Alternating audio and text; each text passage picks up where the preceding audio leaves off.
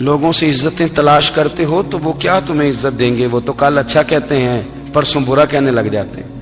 لوگوں کے سامنے گڈ بک میں آنا چاہو گے تو وہ تو سویرے تمہارے بارے میں کچھ کہیں گے، شام کچھ اور کہیں گے۔ اپنی روحانی زندگی آباد کریں، اپنے مصلح کو وقت دیں، اور دنیا سے چھپ کر اس موبائل کو بند کر کے اور اپنے آپ سے بھی چھپ کے اور تنہا ہو کے چھپا کے سارا کچھ اپنے آنسو اپنے رب کی بارگاہ میں پیش کریں، اس کے حضور حاضری دیں۔ سنو نا ترمذی کی حدیث، اور اسے یاد رکھنا، نبی پاک علیہ السلام نے فرمایا اپنے دکھ لوگوں کے سامنے نہ بیان کرنا، سیٹھوں نوابوں کو نہ بتاتے پھرنا، دنیا داروں کے سامنے جا کے نہ رونا کہ میں تکلیف میں ہوں۔ فرمایا اگر دنیا داروں کو دکھ بتاؤ گے رب تمہیں کبھی غنی نہیں کرے گا۔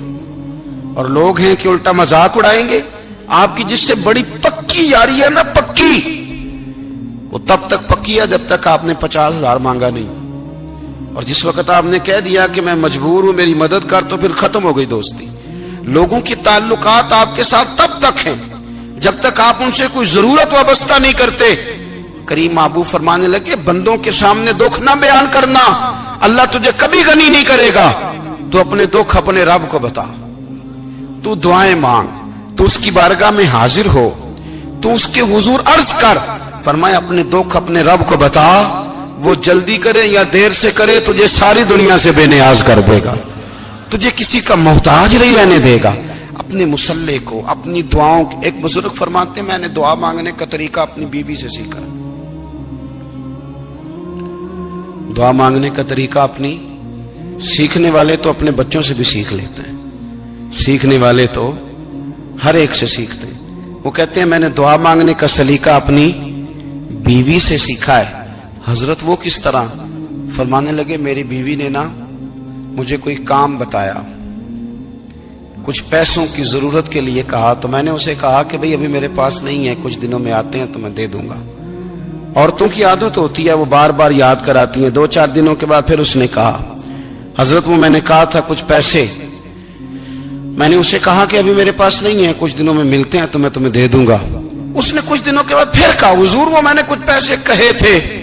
فرماتے میں نے ڈانٹ دیا، میں نے کہا کہ کیا تو روز مجھے شرمندہ کرتی ہے، کہا نا میرے پاس نہیں ہے، ہوں گے تو دے دوں گا، تو روز یاد کراتی ہے۔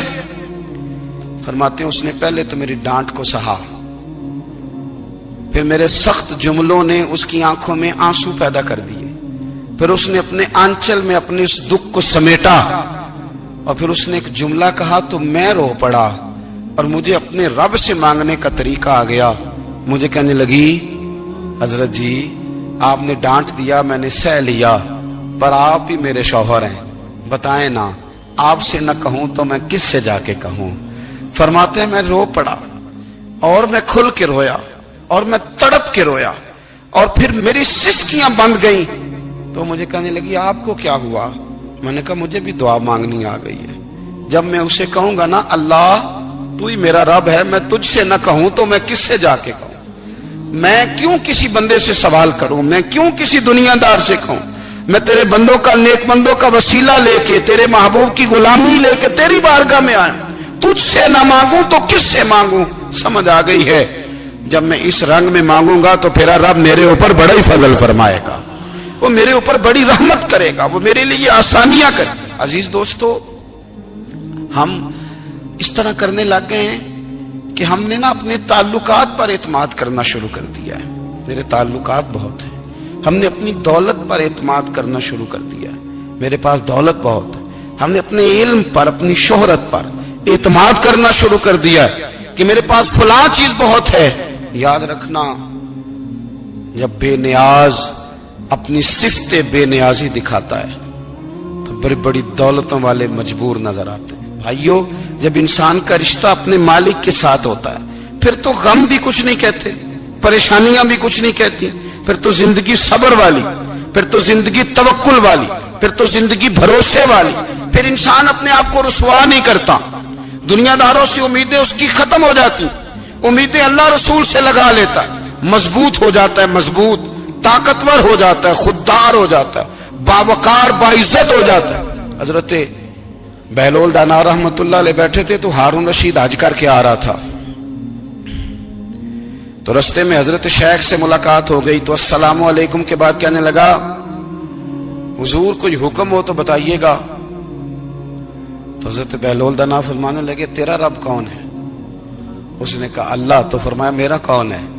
کہا اللہ. فرمانے لگے تو بڑا ہی بیوقوف ہے, کیا تو یہ سمجھتا ہے کہ رب ہارون رشید کو تو دے گا اور بہلول دانا کو بھول جائے گا؟ تیرا بھی وہی رب ہے, میرا بھی وہی رب ہے. اس نے اگر تجھے دے کے آزمایا ہے تو ہو سکتا ہے مجھے نہ دے کے آزما رہا ہو.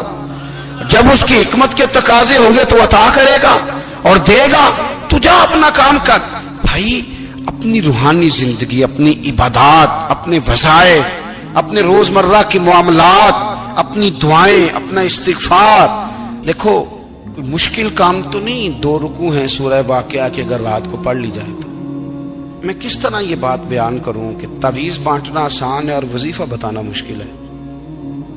سارا دن تعویذ بانٹیں تو لوگ لینے کو تیار ہیں, اور اگر آپ وظیفہ بتائیں تو کہتے ہیں تو مشکل کام ہے. او خدا کے بندے, اگر آپ کا تعلق قرآن پاک کے ساتھ مضبوط ہو, قرآن پاک کے ساتھ اگر آپ کا رشتہ ہو, لوگ سفارشیں ڈھونڈتے ہیں نا دنیا میں, کوئی تعلق مل جائے تو میرا کام ہو جائے. دنیا میں اتنا مشکل معاملہ ہے, آخرت میں مجھے بتائیے گا کتنا مشکل معاملہ ہوگا. میرے نبی پاک صلی اللہ تعالی علیہ وسلم نے فرمایا جو لوگ سورہ ملک پڑھا کرتے تھے نا, سورہ ملک, یہ سورت ملک قیامت میں ان کی سفارش کرے گی, اور اس طرح کرے گی کہ کہے گی اے اللہ یہاں اس بندے کو جنت میں داخل کر دے یا مجھے قرآن پاک سے علیحدہ کر دے. تو رب فرمائے گا جا اس کا دامن تھام کے اسے جنت تک پہنچایا. آپ بات کو سمجھیں, جب آپ کے تعلقات اپنے معاملات کے ساتھ مضبوط ہوں گے, یہ نبی کریم نے وعدہ کیا ہے کہ تو سورت واقعہ پڑھ تیرے گھر میں فاقہ نہیں آئے گا. حضرت عبداللہ ابن مسعود رضی اللہ تعالیٰ عنہ بیمار تھے تو حضرت عثمان غنی رضی اللہ تعالیٰ عنہ تیمارداری کے لیے تشریف لے گئے اور جا کر کے کہا کہ آپ بڑے بیمار ہیں, آپ کی بیٹیاں زیادہ ہیں, میں چاہتا ہوں کہ خزانے میں سے کچھ مدد کروں. تو سیدنا عبداللہ ابن مسعود رضی اللہ تعالیٰ عنہ اٹھ کے بیٹھ گئے اور کہنے لگے امیر المومنین, اللہ آپ کو میری طرف سے, میری بیٹیوں کی طرف سے بہتر صلہ دے. میری بیٹیوں کو کسی خزانے کی ضرورت نہیں, میں نے انہیں خزانہ دے دیا ہے. کہا جناب آپ نے کون سا خزانہ دیا ہے, میں آپ کے مالی معاملات کو جانتا ہوں. تو فرمانے لگے امیر المومنین, میرے نبی کریم نے فرمایا ہے جو سورت واقعہ پڑھے اسے کبھی فاقہ نہیں آتا. میں نے بیٹیوں کو یاد کرا دی ہے, یہ خزانہ میں نے انہیں دے دیا ہے. وہ سارے والدین سنیں جو بیٹیوں کے لیے پریشان رہتے ہیں. حضرت عبداللہ ابن مسعود نصیحت کر رہے ہیں, فرمانے لگے میں نے سورت واقعہ یاد بھی کرا دی ہے, پڑھنے کی عادت بھی ڈال دی ہے. حضور نے فرمایا ہے جو سورت واقعہ پڑھے اسے فاقہ نہیں آتا. کہنے لگے چاند تو اپنی جگہ چھوڑ سکتا ہے, سورج گر سکتا ہے, تارے ٹوٹ سکتے ہیں, پر مدینے والے رسول کی بات غلط نہیں ہو سکتی. حضور نے فرمایا فاقہ نہیں آئے گا تو انشاءاللہ کبھی بھی نہیں آئے گا. کرنے کا کام یہ ہے کہ ہم اپنے معاملات, اپنی عبادات, اپنی دعائیں, کبھی 10 منٹ عادت ہو جائے نا دعا مانگنے کی علیحدہ سے رات کو. حضور نے فرمایا جو فرض نماز کے بعد دعا مانگے اللہ اس کی قبول کر لیتا ہے. نبی پاک صلی اللہ تعالی علیہ وسلم نے فرمایا اللہ مسافر کی دعا قبول فرماتا ہے. حضور نے فرمایا اللہ مظلوم کی دعا قبول فرماتا ہے. حضور نے فرمایا بیمار سے دعا کراؤ اللہ اس کی دعا قبول فرماتا ہے. میرے نبی پاک نے فرمایا ماں باپ جب بھی اولاد کے لیے ہاتھ اٹھائیں, ویسے تے بلے شاہ تو آسمانی اڑ دیا ہی پھڑ دیں, جڑا گھر بیٹھا انہوں بڑھیا ہی نہیں. حضور فرمانے لگے ماں باپ جب بھی اولاد کے لیے دعا فرمائیں اللہ ان کی دعا کو قبول کرتا ہے. آپ اپنا تعلق بنائیں, دعا کے ساتھ, عبادت کے ساتھ, مصلی کے ساتھ رشتہ بنائیں, استغفار پڑھیں. صلاح الدین ایوبی صلیبی جنگوں میں تھے, رات کو مسجد اقصیٰ میں نماز پڑھی تو پریشان تھے. ایک بزرگ سے ملاقات ہوئی تو وہ کہنے لگے کہ آپ بڑے پریشان ہیں. کہنے لگے حضور پریشان اس لیے ہوں کہ پہلے ہی مسلمان کمزور ہے, اب میں نے سنا ہے دشمن کا ایک بحری بیڑا وہ جنگی سامان سے بھرا ہوا آ رہا ہے, تو اب ان کے پاس اور تلواریں اور نیزے آ جائیں گے, مسلمانوں کے پاس پہلے ہی وسائل کی کمی ہے, پریشان ہو کس طرح کر کے مقابلہ کریں گے. یہ بات کہتے ہی صلاح الدین ایوبی نے بزرگوں سے کہا حضور آپ بھی دعا کرنا. دعا کی بڑی طاقت ہے. میرے نبی پاک نے فرمایا دعا مومن کا ہتھیار ہے. دعا مومن کا، دعا مومن کا. حضور نے فرمایا تقدیر کو سوائے دعا کے کوئی چیز نہیں بدل سکتی. دعا مومن کا ہتھیار ہے. یہ کافر کے پاس کوئی نہیں، یہ ہتھیار ہے مومن کا. اللہ کرے آپ کو سمجھ آئے. پھر سنیں، کئی بار کہہ چکا ہوں یہ ہتھیار ہے. کافر کے مقابلے میں جو تیرے پاس سب سے بڑا ہتھیار ہے وہ دعا ہے. دعائیں کرانی چھوڑ دی، کرنی چھوڑ دی، لینی چھوڑ دی. حضرت سیدنا انس بن مالک رضی اللہ تعالیٰ عنہ فرمایا کرتے تھے میں نے وہ رنگ دیکھا ہے جب حضور دعا مانگتے تھے اور حضور کی مقدس آنکھوں میں آنسو بھی ساتھ ہی بہا کرتے تھے. میں نے وہ انداز دیکھا ہے. تو صلاح الدین ایوبی بزرگ سے کہنے لگے آپ بھی دعا کیجیے، اور خود رونے لگے اور سر سجدے میں رکھ کے رونے لگے اور عشاء سے لے کر فجر تک روئے، خوب روئے. صبح وہ بزرگ آئے تو صلاح الدین ایوبی کا خوبصورت اور ہنستا ہوا چہرہ دیکھا. کہنے لگے آپ بڑے خوش ہیں، رات تو میں نے بڑے روتے ہوئے دیکھا تھا. تو کہنے لگے حضور وہ جو بحری بیڑا آ رہا تھا نا وہ پانی میں ڈوب گیا ہے، اب وہ نہیں آ رہا. ابھی خبر آئی ہے تو میں بڑا خوش ہوں. بزرگ کہنے لگے اٹھ سینے سے لگ اور سن ایک بات، وہ بحری بیڑا پانی میں نہیں ڈوبا، وہ تیرے آنسوؤں میں ڈوب گیا ہے. وہ جو تو رات رویا ہے نا رب کریم کی بارگاہ میں تو وہ ڈوب گیا ہے. حضرت عائشہ صدیقہ رضی اللہ تعالیٰ عنہ فرماتی ہیں ایک عورت تھی اور اسے نبی پاک صلی اللہ تعالیٰ علیہ وسلم نے نا وہ کلمہ پڑھ کے مسلمان ہوئی، مدینہ طیبہ آ گئی تو حضور نے مسجد نبوی شریف میں اس کے لیے مکان، ایک سادہ سا کمرہ ساتھ مسجد کے بنوا دیا، وہیں رہنے لگی. اکثر وہ سیدہ طیبہ کے پاس آتی تو حضرت عائشہ صدیقہ رضی اللہ تعالیٰ عنہ فرماتی ہیں وہ بڑی باتیں سناتی اور آخر میں کہتی وہ ہار والا دن بھی بڑا عجیب دن تھا اور میرے رب کی قدرتوں کا دن تھا، وہ بھی بڑا عجیب دن تھا. سیدہ عائشہ صدیقہ رضی اللہ تعالیٰ عنہ ایک دن فرمانے لگی کہ تو ہار والے دن کا بڑا ذکر کرتی ہے، وہ کیا دن تھا؟ تو خاتون کہنے لگی اماں جی وہ دن تھا جب میرے رب پر بھروسہ اور مضبوط ہو گیا، جس دن میرا اپنے رب پر توکل اور بڑھا، میرے ایمان میں یقین میں اور پختگی آئی. کہنے لگی میں ایک گھر کی کنیز تھی، نوکرانی تھی. اس گھر میں ایک بچی تھی جس کے پاس سونے چاندی ہیرے جواہرات کا ہار تھا. اس زمانے میں نا چمڑے کے اوپر لوگ ہیرے جواہرات لگاتے تھے، کئی دفعہ سرخ رنگ کے چمڑے پہ لگائے جاتے تھے. وہ بچی پہنتی تھی تو کہتی ہیں وہ بچی کے اس نے اتار کے رکھا یا اس سے گرا وہ ہار تو چیل اسے اٹھا کے لے گئی گوشت سمجھ کے اور میرے سامنے اٹھا کے لے گئی. گھر والوں نے مجھ سے پوچھا، یہ بخاری میں موجود ہے، گھر والوں نے پوچھا مجھ سے کہ وہ ہار کہاں ہے تو میں نے کہا چیل اٹھا کے لے گئی. گھر میں کچھ چوری ہو جائے تو سب سے پہلا الزام کس پہ لگتا ہے؟ ملازمین پہ. کہتے انہوں نے مجھے بڑا مارا، بڑی تکلیف تھی، حتیٰ کہ میری شرمگاہ تک کی تلاشی لی، میری عزت اتنی خراب کی میں بتا نہیں سکتی. میں نے اپنی زندگی میں ایک واقعہ دیکھا، ایک امیر گھر میں چوری ہو گئی، ملازم کو اتنا مارا کہ وہ چارپائی پہ پڑ گیا. پولیس والوں سے اتنی مار پروائی گئی کہ وہ بیچارہ چارپائی پہ پڑ گیا اور پھر وہ اتنا بیمار ہوا اور کچھ دنوں کے بعد پتہ چل گیا کہ چور تو اپنا بیٹا ہے ان کا. پھر اس کا انتقال ہو گیا. اب وہ سیٹھ صاحب اور گھر والے آ کے نا مرنے والے کے کان میں معافیاں مانگ رہے ہیں، کان میں. تو میں نے ان سے پھر کہا تھا کہ یہ تو اب چلا گیا ہے، تمہارا زور چلتا تھا نا تو تم نے قانون خریدا اور تم نے اسے جتنا ہو سکا تم نے اسے مار پڑوائی. تمہارے پاس جو عدالتیں تھی تم نے وہاں کاروائی کی، اب ایک عدالت قیامت کے دن لگے گی. یہ کمزور تھا نا، کچھ کر نہیں سکا. میرے نبی پاک صلی اللہ علیہ وسلم نے فرمایا سن لو، اگر سینگ والی بکری نے بغیر سینگ والی بکری کو تکلیف دی ہوگی نا تو قیامت کے دن اسے بھی بدلہ دینا پڑے گا کہ تیرے پاس سینگ تھے اور تو نے اسے مارا تھا. وہ خاتون عرض کرتی ہے سیدہ عائشہ کی خدمت میں کہ مجھے بڑا مارا، مجھے تکلیف دی، میں کہہ رہی تھی کہ میرے سامنے چیل لے گئی ہے پر وہ نہیں مان رہے تھے. اماں جی انہوں نے مجھے بڑا مارا. حضرت عائشہ صدیقہ کہتی ہیں پھر کیا ہوا؟ کہنے لگی اماں جی جب کوئی میرا مددگار نہ رہا، مجھے تکلیف دے رہے تھے، رسوا کر رہے تھے، تو میں نے اپنے رب سے مدد چاہی، میرے رب کی طرف میں نے توجہ کی. میں نے کہا مالک اب تو ہی میرا مددگار ہے. कहती है वो मुझे मार रहे थे तो वो चील जो हार ले गई थी वही लेके वापस आ गई, और हमारे सरों के करीब ला के उसने जब उस हार को फेंका, वो मुझे छोड़ के साइड पे हुए, वो मेरी बेगुनाही जान गए। लेकिन आपको बताऊं, उस दिन से मेरा अपने रब पर यकीन और बढ़ गया।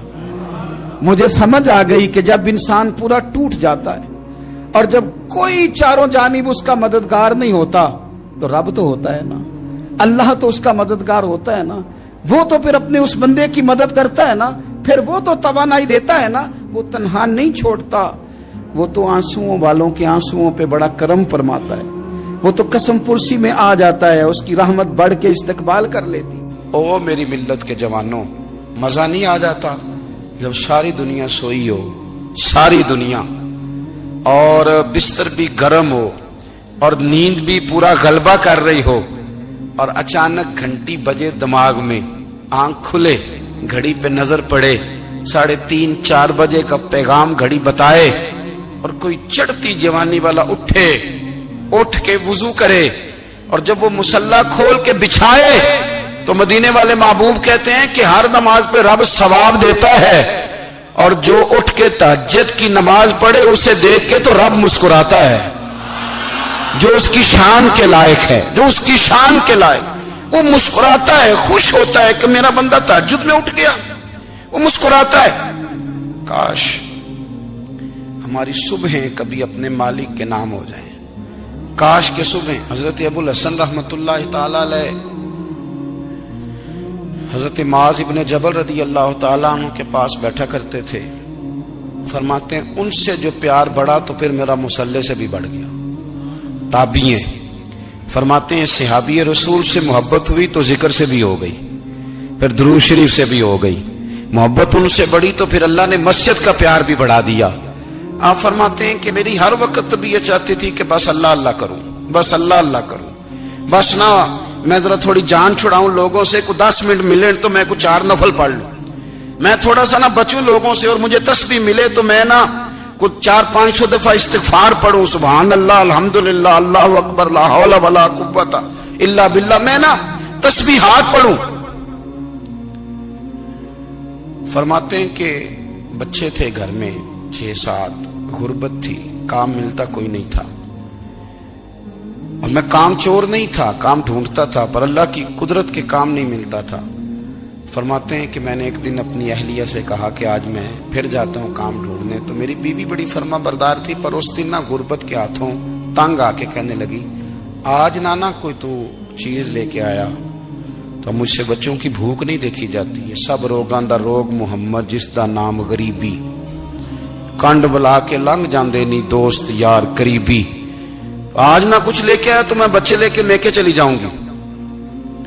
शेख फरमाते हैं कि मैं बड़ा परेशान घर से निकला, पर मैंने सुबह से लेके जोर तक काम ढूंढा, काम मिला कोई नहीं। तो मेरे दिल में ख्याल आया, चलो काम नहीं मिलता तो अल्लाह अल्लाह तो करे ना, चलो बंदों की मजदूरी नहीं मिलती तो रब करीम की इबादत ही करते हैं। फरमाते हैं कि मैंने ना फुरात के पानी से वुजू किया, नहर के, शदीद धूप थी, साथ रेत थी और रेत तप रही थी, मैंने अपना रुमाल वहीं मुसल्ला के तौर पर बिछा लिया, और फरमाते हैं कि जोर से लेकर असर तक नमाज पढ़ी, धूप भी पूरे जोर पे, पर मेरे सजदे का ज़ौक़ भी पूरे जोर पे।